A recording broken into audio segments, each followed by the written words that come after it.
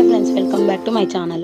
Half KG బియ్యం, 1.5 spoon మెంతులు, అన్నము, 1 టీ గ్లాస్ అంతా ఉద్దిబ్యాళ్ళు ఇలాగ 2 గంటల సేపు నానబెట్టుకోవాలి. ఇలాగా గ్రైండ్ పట్టాలి, అంటే మిక్సీ వేసుకోవాలి. రాత్రంతా నానబెట్టిన తర్వాత ఇలాగ ప్రొద్దున్నే చూస్తే ఇలాగ ఎంత బాగా ఉబ్బింది కదా ఫ్రెండ్స్. ఇలాగ చూడండి. 1 టేబుల్ స్పూన్ ఉప్పు వేస్తున్నాను. దానికి సరిపడంత సోడా పొడి, 1 గ్లాస్ వాటర్ వేస్తున్నాను ఫ్రెండ్స్. ఇంకా చాలు. గట్టిగా ఉంటేనే దోశ బాగా వస్తుంది. అలాగా ప్యాన్ పెడదాము.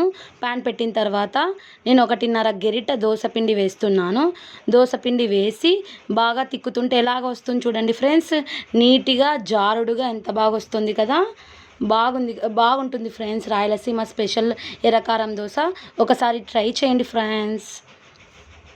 అలాగా 1 టేబుల్ స్పూన్ అంత నూనె వేసి ఎర్రగా వచ్చేంత వరకు ప్యాన్ మీద పెట్టాలి. ప్యాన్ మీద పెట్టిన తర్వాత అలాగ తిప్పేయాలి ఫ్రెండ్స్. అలాగ తిప్పేయండి. ఎంత బాగా వచ్చింది కదా.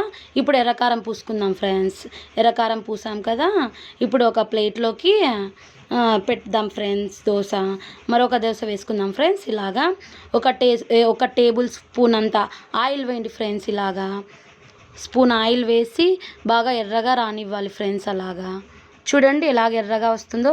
ఒక సైడ్ వచ్చిందంటే దోశ త్వరగా వచ్చేస్తుంది ఫ్రెండ్స్. ఒకసారి ట్రై చేయండి ఫ్రెండ్స్ నా పద్ధతిలో. అలాగా ఫ్రెండ్స్ ఎంత బాగా ఎర్రగా వచ్చింది కదా.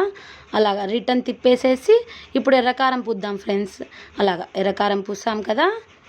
ఇప్పుడు పల్లీ చట్నీకి కావాల్సిన పదార్థాలు: 1 కప్పు శనగిత్తనాలు బాగా ఎర్రగా వేయించుకోవాలి, పచ్చివాసన లేకుండా వేయించుకోవాలి.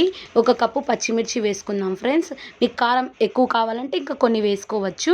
నాకైతే చాలు. అలాగే స్పూన్ ఆయిల్ అలాగా వేసుకొని బరకగా కొట్టుకోవాలి. తర్వాత పచ్చిమిర్చి అలాగే 1 స్పూన్ సాల్ట్ అలా గ్రైండ్ చేసుకోవాలి. ఇప్పుడు తర్వాతకు కావాల్సిన పదార్థాలు చూసేద్దాం ఫ్రెండ్స్. ఆయిల్ కొద్దిగా, కొన్ని ఆవాలు, కరివేపాకు. అది కొంచెం చట్నీ ఎమ్మిగా సూపర్ టేస్టీగా ఉంది. ఎర్రకారం కావాల్సిన పదార్థాలు: ఎర్రగడ్డలు, 1/2 స్పూన్ కారం పొడి, ఉప్పు, వట్టి మిరపకాయలు ఇలాగ గ్రైండ్ చేసుకోవాలి. ఎమ్మి రాయలసీమ దోశ. లైక్ చేయండి, షేర్ చేయండి, సబ్స్క్రైబ్ చేయండి.